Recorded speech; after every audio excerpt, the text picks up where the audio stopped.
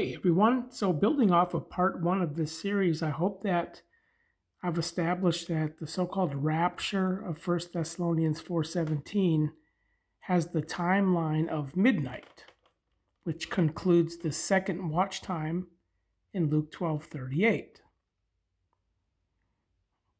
Relationship to wedding feasts, where when the virgins come into the wedding feasts in Matthew 25:10, this concludes the second watch time, which is midnight, the rapture, which begs the question, when the Lord of the house comes, what happens at eventide, which comes prior to the rapture, which we have to note has disappeared in Luke 12:38, where if we go back to verse 36, we see here that when he should uploosen analuo, going away out of the wedding feasts, shows the wedding feasts are now in progress.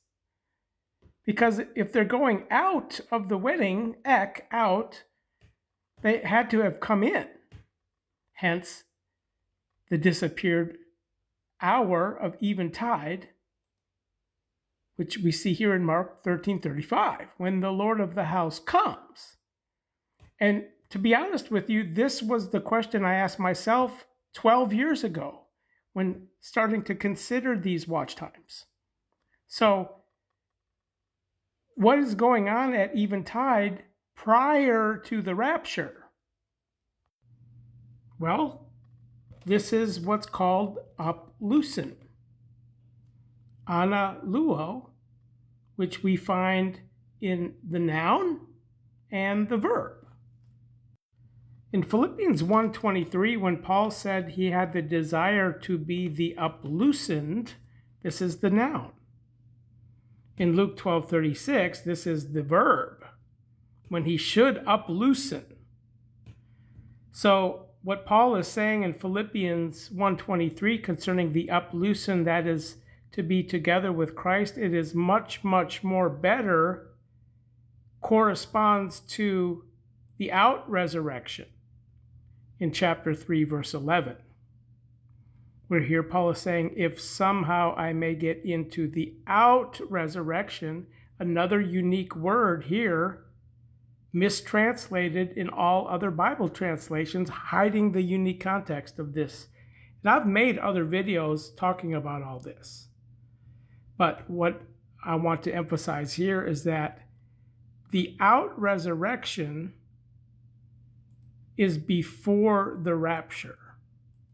So if we come back to Mark 13:35, eventide is the out resurrection.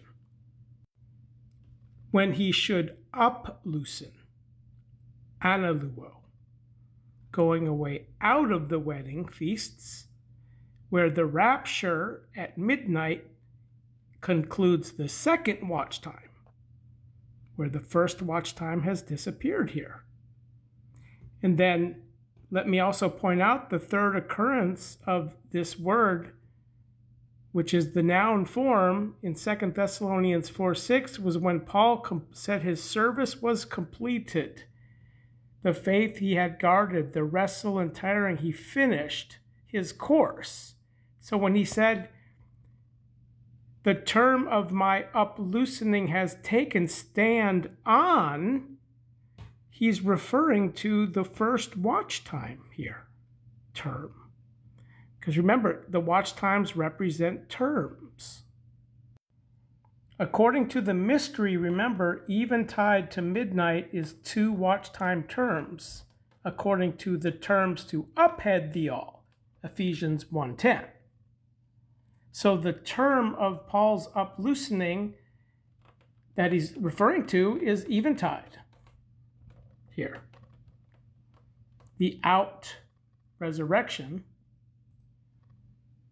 Okay. Uploosening is the noun, which here, when he wrote Philippians, he said to desire to be the uploosened, but not that he had yet attained it when we get to the mention of the out resurrection. But he says, I'm still pursuing it because his course wasn't finished yet.